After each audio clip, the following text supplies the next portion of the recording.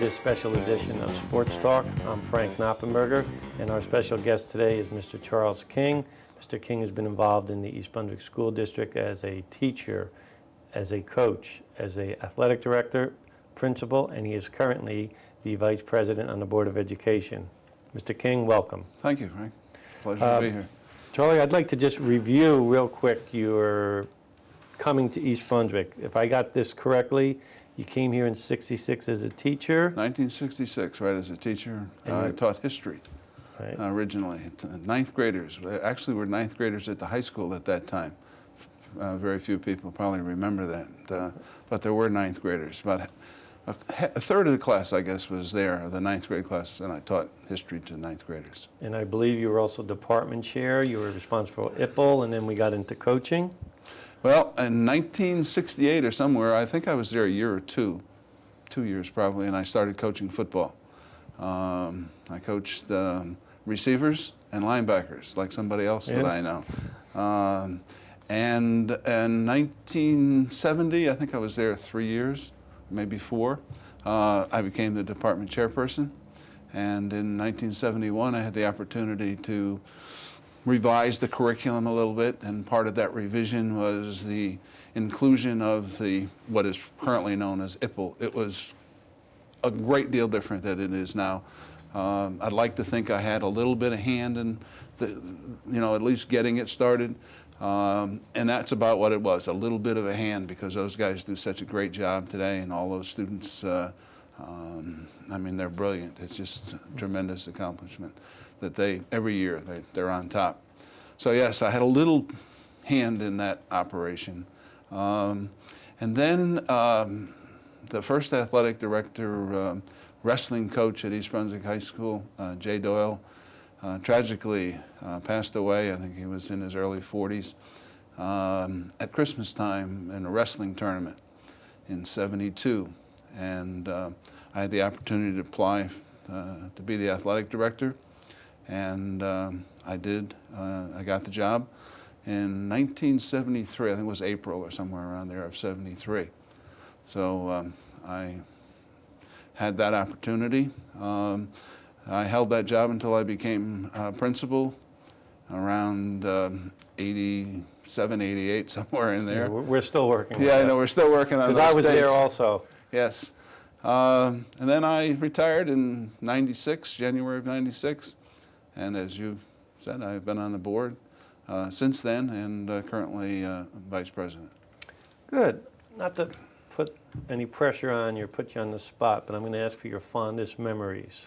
Okay. Because, there's times we sit around together and we talk, remember this, remember that. Okay, fondest memory as a coach. As a coach?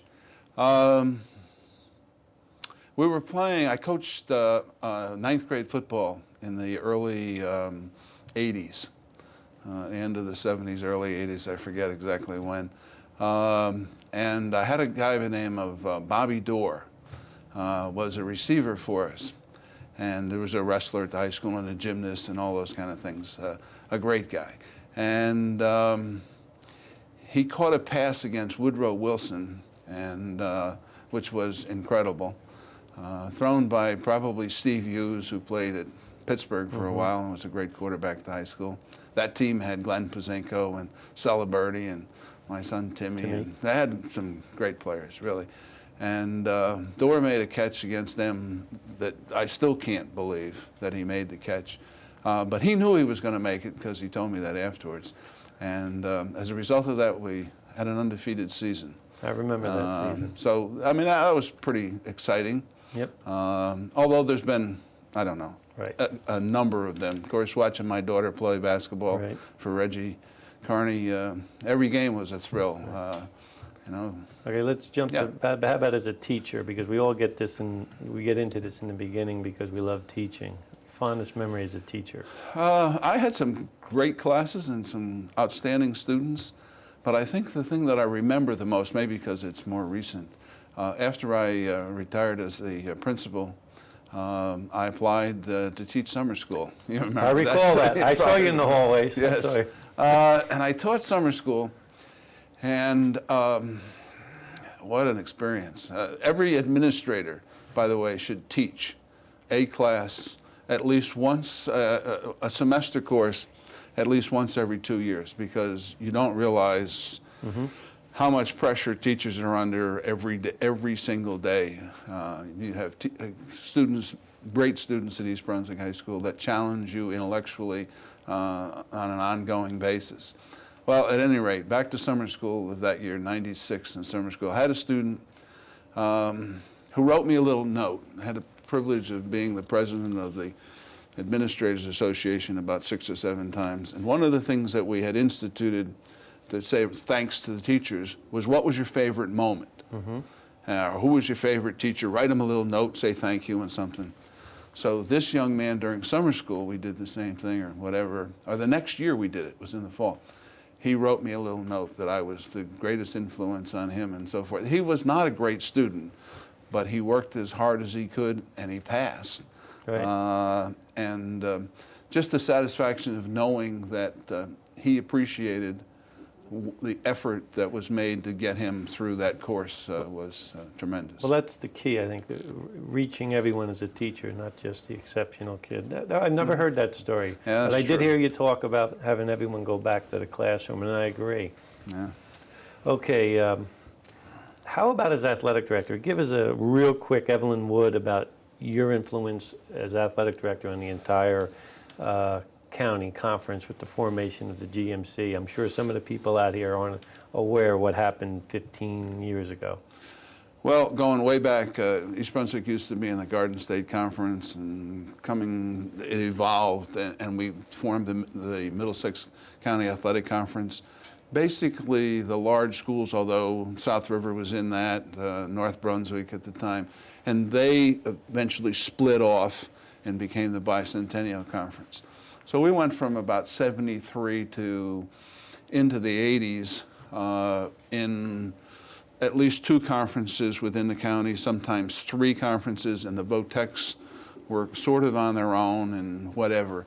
So we had tried, Bob Coward, Jay Dackelman, myself, Huey Walsh, and a few other guys, tried to get the ADs to agree to one conference. Whatever we did, you know, the ADs, no harm intended here, are very parochial in their thinking.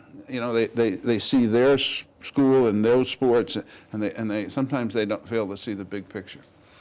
And so we went to the superintendents. I said to Jay and the other guys, I said, and to Bob Cardis, let's go to the superintendents and see if we can get them to agree to this concept. And Austin Gums and Joe Sweeting and Dr. Bonacore from Woodbridge and Kimple from South Brunswick and a few other superintendents thought it was a great idea, and they supported it. So they said, you will have this conference. So we got together and put the conference together as you know it today, all the schools in the county basically, in Middlesex, plus a few others. And we had to get approval from the state. I don't know if you remember that story. I remember this story, yeah. Well, there was a moratorium on conferences. You couldn't have a new conference at that time because they were having problems in Newark and in various places, I guess. So the rule was there's a moratorium. Well, lo and behold, Mr. Canopy, who is now the director at the national level, the National Federation, I guess yes, it is. It is. Yeah. He and Mr. Herbert, who was the attorney. We had a vote, and we voted twice, I guess. The first time it didn't come out too good, but the second time the Greater Middlesex Conference was approved and therefore was born in 1986, 85, I'm thinking maybe? around there, maybe 84, the first 85. official year. Yeah, somewhere around there. And so, I mean, that was pretty exciting and Just to very interesting. let you know, still being involved in the state and everything, they still use that conference as a role model because you guys instituted appeals to allow a team to move up or down depending on ability. And we are still being called on to ask, how do you do this? So that's a credit to you and those guys. Yeah, I wrote the Constitution for that group, so that was that was fun. That was quite an That was the first accomplishment. president. And That's right, you're the first president. yeah, it was good. All right, how about a little word association? I'm going to give you a name of an old timer or a new timer, and you'll just give us a quick 30-second person? For instance, you mentioned him already, Reggie Carney. Reggie Carney, first thing comes to mind, win. I mean, he's just, and I don't know if that was his focus. I mean, he just was is such a great teacher that that winning was a product of that teaching and that great camaraderie that he was able to develop with his teams. The school newspaper had a great quote on him, and I urge anyone to get a copy of it and read it. And I don't want to not give it the impact, but he talked about what a pleasure it is and how winning, after coaching for a while, just lost its value. And the important thing was with the kids being involved and coaching them. But it's a great last paragraph of an article about Mr. Carney. Class guy. You mentioned this name, Glenn Pazinko. Glenn Pazinko. Well, I remember Glenn Pazinko, we were playing Hammarskjöld. Churchill used to play Hammarskjöld. Right. And I was coaching Churchill, and I was the athletic director, which was a little bit, well. You weren't parochial. No, I wasn't parochial. I had the broad vision, you know. Yeah. And boom, Glenn was on Churchill's team, and he was going in for a touchdown, and boom, he got banged, and he didn't get up. So we ran on the field to see if he was all right and so forth, and he's there groggy, and at first I said, "Glenn, you all right?" He says, "Did I score?"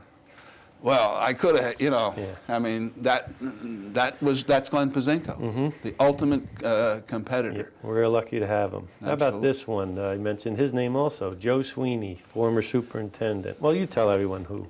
Joe Sweeney became superintendent after we went through the Superintendent of the Month Club, I think there.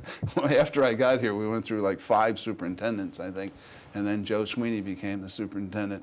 He was a great supporter of athletics and of East Brunswick education. I think misunderstood sometimes. Great, enthusiastic, I mean, is probably the word for him.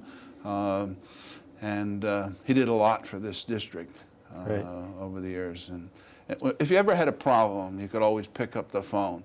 I remember one time we resodded the football field in the stadium. I heard all these stories, but I know everyone out there has them, so go. It's a good one. And Paul Clark, who is still around East Brunswick, and he got his friend guitars and his equipment up there, and boom, they took all the grass off. So Joe Sweeney calls me up, the superintendent, I was the athletic director, and he says, "What the is going on up there?" I said, "What are you talking about?" He said, "Don't say that to me." And lo and behold, we got sod. The field was sodded. So Joe Sweeney is a great supporter of athletics and of education in East Brunswick. Right. When you talk about East Brunswick, this man is synonymous, John Emery. There is not a better human being on the face of the earth than John Emery. Well said. I can't. I mean, he is number one as far as I'm concerned. We had to make a very difficult decision when I first became athletic director. It was a couple of years after I was athletic director. And John said later, you know, you made the right decision. The most positive human being that you ever could meet. Yeah, he's still involved, as you know, site manager. Great guy. This next name will bring a grin to your face, Tom Lyons. Tom Lyons, the #1 fan. That's right. He has been the #1 fan in East Brunswick for 40 years or more, probably more than 40 years, because Tommy, his son, played, and his daughters were cheerleaders and so forth. He is phenomenal. You know, he just, but he's always been that way. And I remember, obviously, he still comes to the games and is a great supporter. But what I remember about Tom Lyons is sometimes in East Brunswick, the fans, the fathers and the mothers and the fans, I mean, they know more than any coach ever could know, you know? And when I'm in the stands, I'm the same way. Well, we do too. We second guess. So I'm not trying to badmouth anybody. But Tom, he was the head of the booster club at one time. And even when he wasn't, he was, you know, involved in that. And some of the people we weren't winning as many games or whatever, you know, their kid wasn't playing as much. So they started he stood up and said, "That's it. If you're not going to be positive, go home." And that's Tom Lyons. Yep. Always positive. I've never heard him say a negative word about anything as far as East Brunswick athletics is concerned. Plain and simple. Yeah, he's a great person. Yep. All right, the next individual you know very well, and you probably have a special feeling about her, Katie Whalen. Katie Whalen, head basketball coach. I had the pleasure of coaching Katie. I probably taught her everything she knows. I think she tells me that all the time. I'm sure she does, yeah. No, she used to play in 7th, 8th grade, whatever it was. We used to play down, well, actually, we played in 3 or 4 leagues. Immaculate Conception down in Spotswood. Played for St. Bart's, on the St. Bart's team. I don't know, we played in the parish team. I used to have a rule on my team. You know, pass it to Katie or Colleen. Your daughter, right. Yeah, I remember hearing that was the rule. But Katie said, and I know that she's going to do a great job as the new head coach of girls basketball. Yeah. I wish her all the luck in the world. Good. Success. Yep. She'll be great. She'll do a great job. Major change, Charlie, in the high school since way back. Not structurally, but maybe in the approach, the school system itself. Well, one thing that I tried to do as the principal of East Brunswick High School in 1988, I thought things were far too loose. There wasn't a focus. There was a lack of direction, focus, the same thing. So somehow we needed to get that to happen. And that was my first goal when I became principal. Because I think we drifted during part of the 70s and the 80s and the apple orchard. And, you know, but I used to hear these people all say, well, you used to have 2,500 people up there, students. Now you only have 1,800. How come you can't put them? Well, we let half of them go or whatever. They went in the apple orchard, you know that, because we had no place to put them. We had we had what it was called open. Classrooms. They could go where they want. Yeah, because we had no place to put them, you know. So one of the things that we attempted to do during that time was to get things back in order. The priority had to be academic achievement. That's why you were there. It wasn't to play games. It wasn't to see your friends and socialize. And all that's important, don't get me wrong, okay? But the number one reason for going to school is to learn and maximize your abilities as a student. Well, and so how do you get that to happen? You know, because I had an athletic background as athletic director, I never wanted to be number 2 or 3 or 4. You always strove to be number 1. Sometimes you didn't get there, you didn't win everything, but we won our shares over the course of time. Well, Mr. O'Reilly, years ago when I first met him, that's what he said about Charlie King. He says, oh, it's great to have Charlie King in this high school because that's what we needed. I never shared that story with you, but Andy told me that. But coming from Mr. O'Reilly, that's a great compliment. Many years ago, he told me that. The athletic program. Right. Our girls' program is excellent, and a lot of that is a result of you. Tell me about what happened in '74 when people were still thinking about getting girls in sports, and we already were far ahead of everybody. Well, one of the things that when I became athletic director, I mean, it was obvious that we were not offering girls the same opportunities that we were affording boys. For example, in basketball, we didn't really have a JV team, we only had a varsity coach. And the girls had to practice and get off the court so the boys could practice for as long as they wanted to. And I was interested in girls' sports and basically because I thought they were getting the short end of the stick in many respects. And so I coached Cindy Todorov, Garbowski was her name at that point, and Susan Emery and a couple of other girls were on those teams. And it was a great pleasure coaching them. But as I said, it was apparent that we weren't doing everything we should be doing for girls. And along came Title IX, was passed actually before that, but the implementation of it took a little while. And so you had that impetus, and I had tremendous support, Frank, from the Board of Education, Central Administration and the Board of Education throughout. Whatever basically whatever I proposed to do for adding a girls team or whatever, they were supportive, and by supportive voted for it, put up the money, hired the coach, you know, all those things that need to happen. And as a result of that, we were able to get in front of the crowd, if you will, kind of leading the parade for girls athletics. And I think that's one of the reasons that we've had as much success. Great coaches as well, like Reggie and so forth in the girls program, and your softball coach, our softball coach, Brady. Mr. Brady right now. Those kind of guys, you know, the Carneys and the Bradys and those, well, you're going to have a good program. And, and so as a result of that, I think, correct me if I'm wrong, we probably have right now, East Brunswick has the largest girls program in the state, or as large as any others. There's no one larger. Yeah, nobody has more opportunities for girls. We offer everything for the girls. Yeah, except, which is the way. Except fencing, and we're working on that. We're working. Is that right? We tried that at one time. As well, you, we do it in know. intramurals, and we do it in phys ed, as you know. Yeah. And that was your other title. You were the chairman of phys ed. I was the head of phys ed. Right. Yep.